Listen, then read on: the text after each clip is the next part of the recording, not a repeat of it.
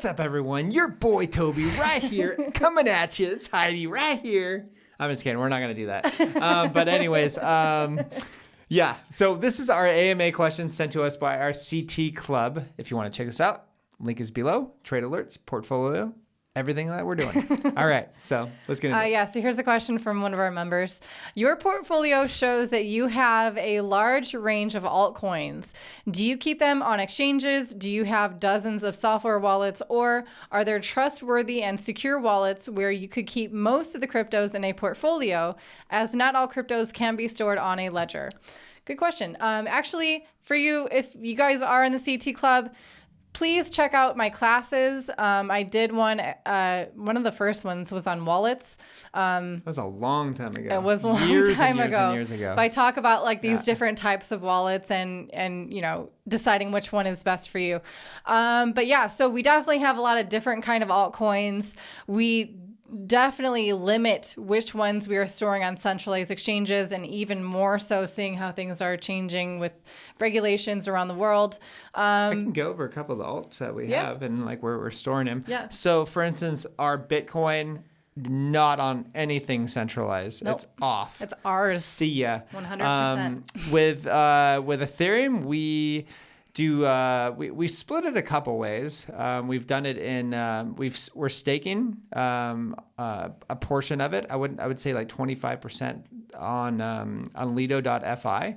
And that's with our ledger, which is really nice. With our let's see, Solana, we have Solflare, so that's also staking with our ledger, which is great. With our Phantom, I do it on the Phantom wallet. Also, our BNB, Binance, I've been holding Binance for a very long time. Very, very long time. And so I actually stake it on Binance. Why not? You know, I actually, if you look at the total value locked on Binance, it's huge. And so Binance is definitely not going anywhere, especially now that CZ Binance was on the front cover of Fortune magazine. The whole world knows who he is now. Yeah. Very interesting. But that's one of the few that we don't store in our ledger because it's pretty cumbersome, and so we just keep that one on Binance. But Luna is also great. We hold on our ledger as well, on Terra Station.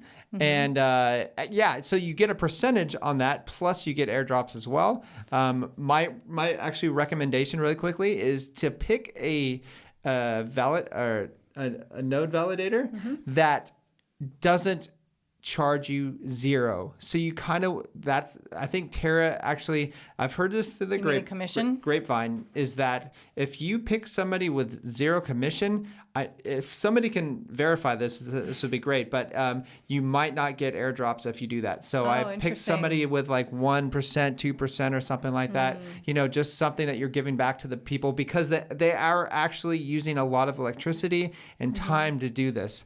So yeah, good point. The vast majority of our coins that we do store are on our ledger, and we're able to do so because a lot of them are Ethereum-based tokens, and that means you can store them within an Ethereum wallet, which is you're able to do so on the ledger.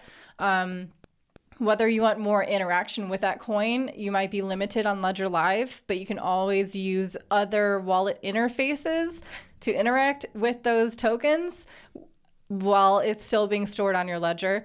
Similarly, AVAX, Solana, all of these smart contract-based blockchains that can issue tokens on their blockchain, those tokens can be stored within a Solana wallet or within an AVAX wallet.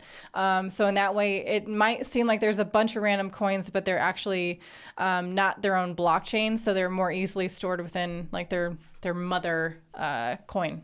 Yeah, so lastly, just for protection-wise, security-wise, is that I would personally, if I were anybody, I would hold the majority of my wealth in the coins that I have on a ledger, or Trezor is also good, or on Trezor. Heidi's actually going to make a video on Trezor pretty soon, and so either that or cold storage, you know. Yeah. So, Also, Ledger or Trezor, I think, stores more coins than Ledger, which is interesting. So I'll be diving into that. that's cool. If you guys are looking forward to that tutorial or that video, let us know in the comments. Hit the like button.